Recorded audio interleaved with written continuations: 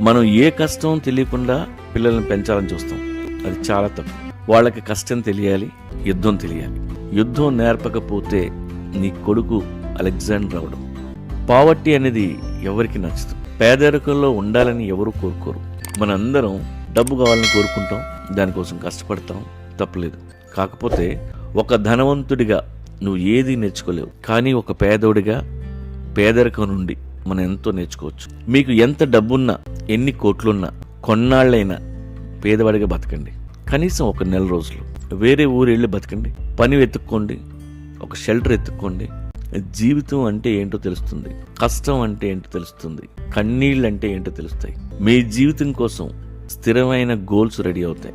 మీ కష్టంతో పాటు పక్కాడి కష్టం కూడా మీకు అర్థమవుతుంది. You become strong and independent. మీకు స్ట్రెస్ని ఎలా హ్యాండిల్ చేయాలో తెలుస్తుంది. ఓపిక, సహనం అలవాటు అవుతాయి.